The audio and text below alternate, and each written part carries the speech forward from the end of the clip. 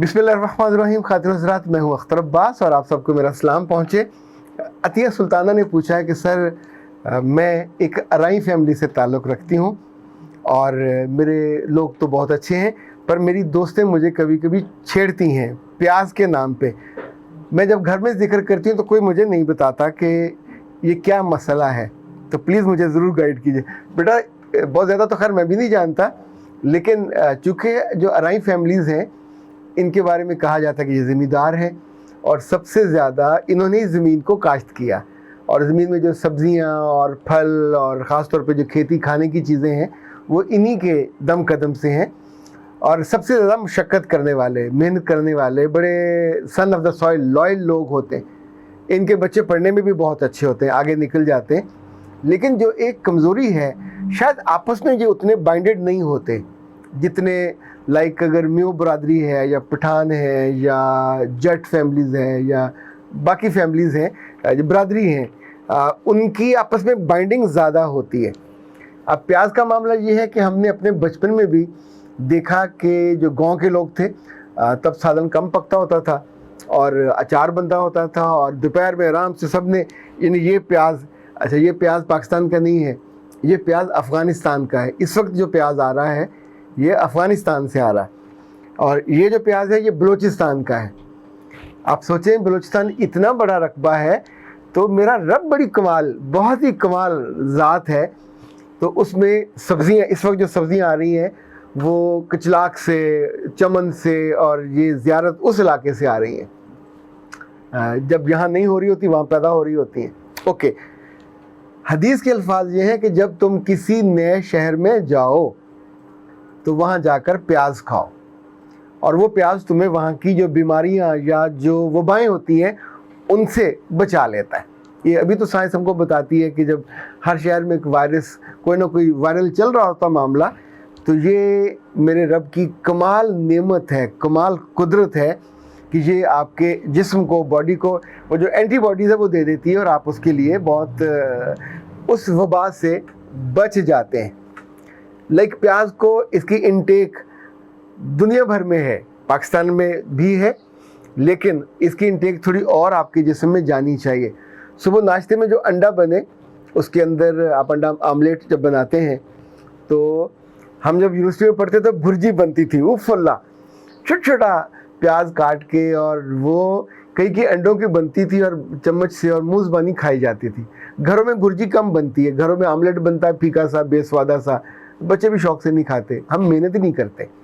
यानी अगर प्याज अच्छा कटा हुआ हो, वो जो चॉप किया हुआ होता है, लहसुन उसमें हो, मसाले डले हुए हों, अदरक डला हुआ हो, और ये जो टमाटर डले हुए हो, तो फिर जो बनता है उसका बहुत ही उम्दा नस्ल का, उम्दा टेस्ट का ऑमलेट, हम उंगलियां चाटते रह जाते।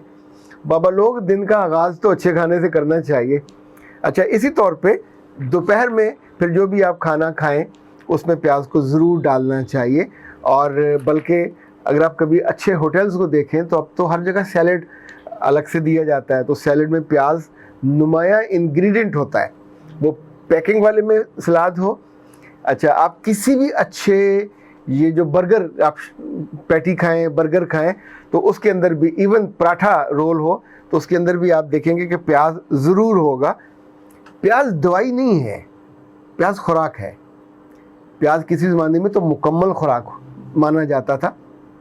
यानी आप अगर गर्मा गर्म तंदूर की रोटी भी आपने इस प्याज को काटा या इवन ऐसे करके खोला, इसकी 2-3 तहें उस पर रखी, और रखने के बाद आप उसकी जो बाइट लेते हो, फिर चाहे साथ आप गुड़ खाओ, चाहे साथ शक्कर खाओ, चाहे साथ आप कोई वो जो सालन घर का पका वो खाएं या अचार खाएं।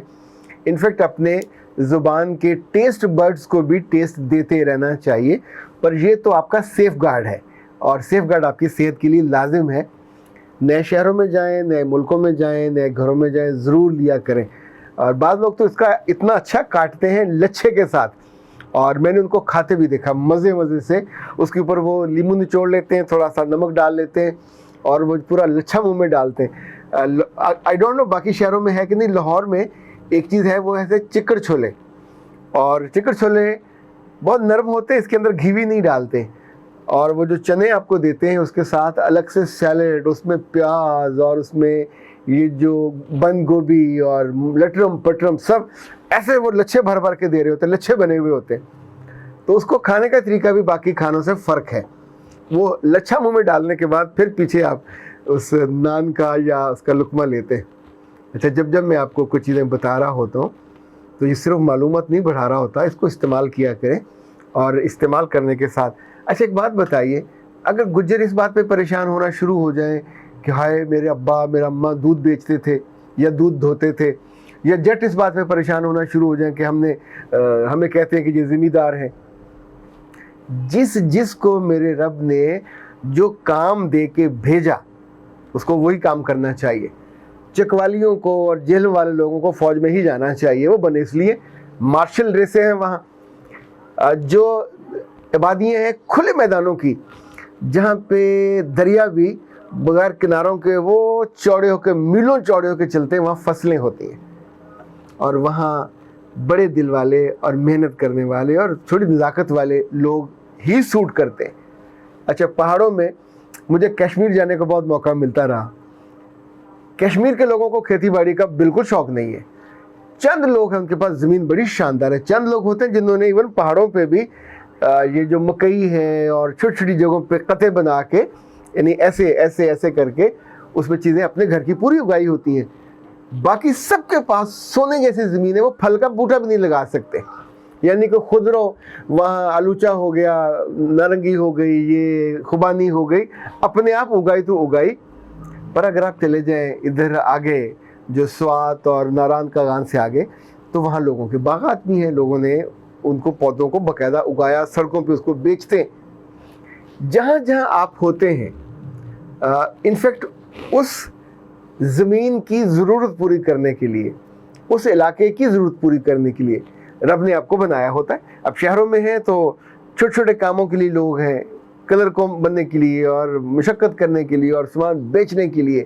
اور جب لوگ گاؤں سے آتے ہیں تو ان کا تو ہاتھ بھی ایسے کر کے ملاتے ہیں، یہ لمبا، جتنے بڑے گھر میں رہے ہوتے ہیں یہ ہاتھ کی لمبائی ویسے ہی یہ جسچرز اور پوسچرز میں ہم شمار کرتے ہیں. ان کے سیکھنے کی ایبلٹی زیادہ ہوتی ہے، ان کے ظرف زیادہ ہوتا ہے. تو جتنے لوگ بھی کاشتکاری سے متعلق رہے ہوں فخر کرنا چاہیے انہیں، اس لیے کہ یہ وہ اس دھرتی کے بیٹے ہیں. اللہ نے ان کو زمین کا سینہ چیرنے کا ہنر سکھایا، زمین کے سینے میں سے فصلیں اگانے کا، نکالنے کا. اپنے کاموں پہ آپ کے والد اور والدہ اگر مشقت کرنے والے رہے ہوں، ایون وہ یہ جو چھوٹے چھوٹے کام ہوتے ہیں وہ کرنے والے رہے ہوں، تو انہوں نے کھایا، اپنے بچوں کو کھلایا پلایا، چاہے وہ جلاہے رہے ہوں، چاہے وہ مستری رہے ہوں، چاہے لوہار رہے ہوں. اپنے کام پہ کبھی شرمسار مت ہوئیے. یہ انسانوں کا جو بنیادی دیکھیں پہچان ہے. ہر بندہ آپ کام بدل لیتے ہیں. ایک بندہ ڈینٹسٹ بن گیا تو ڈینٹسٹ بننے میں اب وہ شرمائے کس بات پہ کہ لوگوں کے دانتوں کو میں ہاتھ لگاتا ہوں. اب لوگوں کا پیٹ پھاڑتے ہیں، پیٹ کرتے ہیں، دکانداری کرتے ہیں. یہ سب زندگی کو آگے چلانے کا ایک اپنے اپنے رول ہے زندگی کے ڈرامے میں. تو جس کو جو رول ملے گا، اگر تو آپ شرمندہ ہو گئے تو باقی لوگ تو وہ رول بڑے مزے سے انجوائے کریں گے، آپ شرمندگی سے کریں گے. تو جس کو اگر کوئی پیاز کے نام پہ چھیڑے یا کسی کھانے کے نام پہ چھیڑے یا ذات کے نام پہ چھیڑے تو مسکرا دیا کریں. It was not your choice. It was the choice of my beloved God. تو اللہ کے فیصلوں پہ کسی کو کیا تکلیف ہے؟ تکلیف ہے تو اللہ سے خود ہی پوچھ لے گا، لیکن اس بات پہ لڑنا نہیں چاہیے. اس کو مسکرا کے اسکپ کر دینا چاہیے، کیونکہ ان باتوں پہ اگر آپ بحث میں اور لڑائی میں جاؤ گے تو بے فضول کی چیزیں ایسی ہوں گی. یہ بے فضول اردو صحیح نہیں ہے ویسے، یعنی ایسی فضول کی چیزیں ہوں گی کہ آپ اپنا وقت بھی ضائع کرو گے، دل بھی خراب ہوگا. چونکہ لوگوں کو آپ کا دل خراب کرنے، آپ کو ڈیویٹ کرنے، آپ کو ڈی ٹریک کرنے میں مزہ آتا ہے، اور آپ کو تو نہیں آنا چاہیے. اختر عباس کو اجازت دیجیے. السلام علیکم.